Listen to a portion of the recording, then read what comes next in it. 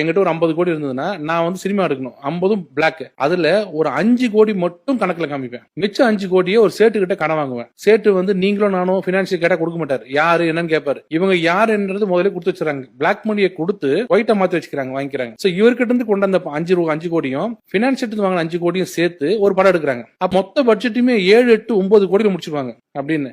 ஆனா பிளாக்ல பார்த்தா 100 கோடி படம் அது. இந்த 10 கோடி ரூபாய் போட்டு படம் எங்க ஓடுதுன்னா உதயநிதி தியேட்டர் சொல்லக்கூடிய ரெட் ஜெயண்டோட கண்ட்ரோல் இருக்கிற தமிழ்நாடு முழுக்க இருக்கிற எல்லா தியேட்டர் வாங்குவாங்க. 700 தியேட்டருக்கு கண்ட்ரோல் வச்சிருக்காரு. இந்த 700 அப்படியே அந்த படம் போட்டு ஒரே நாள்ல பாத்தீங்கன்னா முதல் நாள் பாத்தீங்கன்னா கலெக்ஷன் பிச்சுக்கிச்சு அப்படின்னு. அதுக்கு யாருன்னு கேட்டா ஒரு 4-5 ரிவ்யூ போட்டு ரொம்ப சாதாரணமா படம் அருமையா எடுத்திருக்காங்கப்பான்னு ஒரு ரிவ்யூ 5 நாள் போட்டுருவாங்க. கிட்டத்தட்ட 120 கோடி கலெக்ஷன் அப்படின்ட்டாங்கன்னா இந்த 10 கோடி இந்த 120 கோடி உண்டான 110 கோடிக்கு அப்படியே இன்கம் டாக்ஸ் கட்டிட்டு ஒயிட் ஆக்கிடுவாங்க. இதை ரெட் ஜெயண்ட் பண்ணிட்டு இருந்தாங்க ரொம்ப நாளா. இன்னைக்கு ரெட் ஜெயண்டோட அந்த பெரியவர் அவர் ஃபுட் ஸ்டெப்ஸ் ஃபாலோ பண்றதுக்கு அவரோட அடிப்பொடிகள்லாம் இருக்குல்ல. இப்ப வந்திருக்க இந்த ரதீஷ், இந்த ஆகாஷ், இவங்க எல்லாம் யாருன்னா அவங்களோட ஃப்ரெண்ட்ஸ்.